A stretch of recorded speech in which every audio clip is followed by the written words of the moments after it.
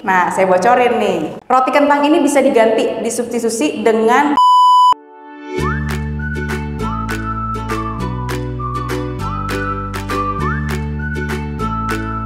nah gini. Jadi di resep kali ini kalian boleh pilih kentangnya. Ya, boleh pilih kentangnya. Kentang yang paling saya suka sebenarnya kentang mentega. Kentang mentega tuh agak kuning, terus legit. Jangan beli kentang yang kentang untuk kentang goreng. Karena sebenarnya ada dua tuh kalau di pasar. Ditanya mau kentang mentega apa yang biasa? Yang biasa itu biasanya buat kentang goreng. Kandungan airnya lebih sedikit. Kalau kentang mentega dia lebih creamy sama lebih lembab. Kandungan airnya lebih banyak. Kalau kita bikin roti itu lebih bagus, lebih enak. Nah, di sini resep-resep yang saya sudah tulis di sini, ini sebenarnya adalah resep bikin roti kentang. Tapi, nah saya bocorin nih, roti kentang ini bisa diganti, disubstitusi dengan ubi-ubian, ubi ungu, ubi cilembu, ubi yang warnanya kuning mau agak orange, selama masih ubi itu boleh, sama pumpkin dengan gramasi yang sama. Dan semua ubi-ubian ini dikukus, jangan direbus. Ya, kenapa? Kalau direbus kadar airnya penyerapannya lebih banyak.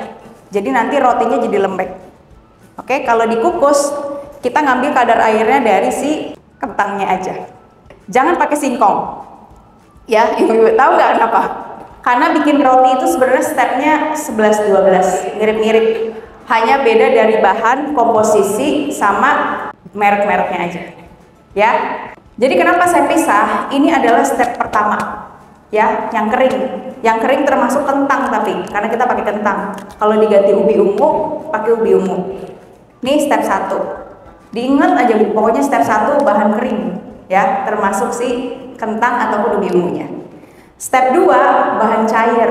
Bahan cair itu udah pasti telur, susu, sama air.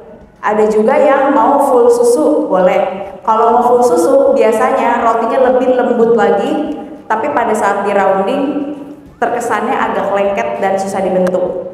Tapi sebenarnya rotinya empuk banget, gitu. Jadi harus pakai minyak dikit-dikit tangannya, supaya nggak lengket. Ya, kalau mau full susu. Tapi menurut saya, kalau jualan, nggak usah full susu. Ikutin resep ini yang udah saya coba berkali-kali. Kenapa? Karena air kan nggak ada HPP-nya. Ya, jadi lebih murah, irit cost gitu. Ini ada telur.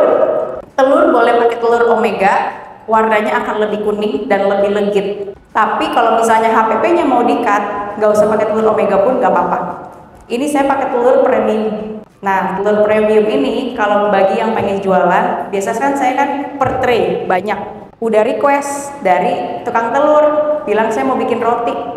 Jadi grade-nya itu di atas telur negeri pada umumnya. Kalau di supermarket nggak sekuning ini ya, telur negeri biasa. Ini yang sekilonya juga masih 29,30. Sama, mirip-mirip, tapi warna kuningnya lebih cerah. Gitu, oke? Yang terakhir, saya menggunakan butter sama garam. Ya, butter sama garam ini step 3, makanya saya pinggirin. Butternya ini saya pakai Anchor. Boleh gak chef pakai yang lain? Satu, ada yang bilang mau pakai Wisman. Boleh, tapi Wisman mahal, bener ya. Terus ada lagi yang ganti. Kemarin saya lagi zoom sama peserta, chef roti aku kok agak kering ya, katanya gitu, nggak lembut. Kenapa? Padahal ngikutin semua sama bahannya, komposisinya semua sama. Ternyata butternya diganti sama itu lemak nabati, bukan lemak hewani. Ingat satu hal, kita mau bikin roti alami tanpa bahan pelembut harus menggunakan bahan-bahan yang lemak hewani. Semakin banyak lemak hewaninya, akan semakin lembut rotinya. Ragi yang disimpan di luar kulkas lebih cenderung akan cepat mati. Kenapa? Karena ragi itu nggak bisa bertahan di udara lembab ataupun hangat. Sedangkan kita tinggalnya di Jakarta. Kadang hangat, kadang lembab, kadang hujan, nggak tentu ya. Tapi ragi itu sensitif banget. Lembab dikit, dia aktif. Tapi aktifnya nggak kelihatan sama kasat mata. Gitu. Jadi sometimes kadang kalau kita bikin roti, hari ini bagus, tiba-tiba nanti besok atau lusa bisa kurang. Itu karena raginya yang udah berkurang kadar aktifnya. Bahkan bisa jadi mati.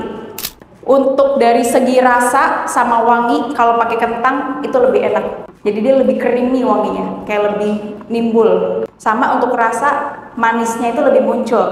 Kenapa? Karena kentang itu udah ada kadar manisnya. Makanya kalau diperhatiin, gula yang saya taruh di resep ini nggak terlalu banyak. hanya 30 gram. Biasanya orang bikin roti gulanya 60 sampai bahkan ada yang 80 gram gitu. Kok ini agak dikit ya chef gitu. Karena kita udah pakai kentang, jadi kita kurangin kadar manisnya.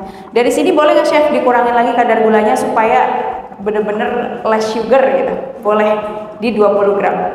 20 sampai 25 gram masih oke. Boleh ditulis.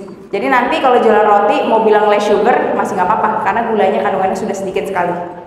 Ingat, bikin roti itu harus jaga suhu yang ada di roti sama di ruangan. Makanya saya selalu bilang lagi, kalau bikin roti jangan panasan. Beda sama bikin gorengan. Bikin goreng mau panas-panas juga bodo amat gitu ya Bu ya, nggak masalah. Tapi kalau bikin roti nggak bisa. Semakin panas ruangannya, apalagi kita sebagai orang yang udah netes sampai ke ini ngucur-ngucur, berarti itu ruangannya panas banget Bu. Udah pasti di atas 35. Bisa jadi di atas 30 aja kita udah bisa keringetan. Baiknya gimana chef? Paling enak kayak begini. Nih dirasa-rasa nih. Kalau nggak punya AC gitu kan ada yang nanya gitu ya. Di Bali tuh, Bali panas banget.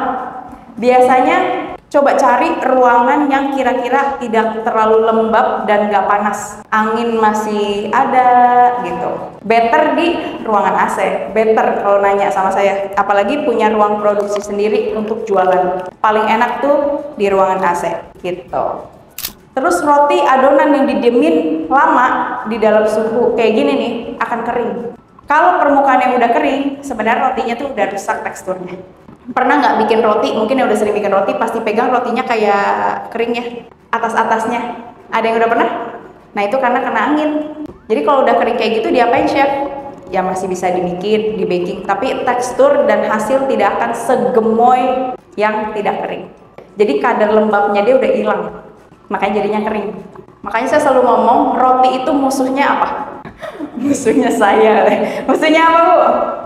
Kipas angin, satu lagi. Bahasa gampangnya udara kali ya. Udara tuh dari mana aja? Ya ada udara buatan dari kipas, udara alami, angin-angin yang ada di luaran gitu. Jadi roti itu yang waktu masih adonan sama setelah jadi roti yang udah dipanggang, dua-duanya sama. Sebenarnya musuhnya tuh angin, udara. Kenapa? Pas tasnya jadi adonan bisa kering, teksturnya berubah. Setelah udah dipanggang di oven, mau didinginin, didiemin kelupaan, ditinggal kali nyuci kemana, udah 2 jam aja, kadar lembabnya juga berkurang. Jadi udara ini ngambil kelembapan dari si roti. Adonan kentang bisa di frozen, tapi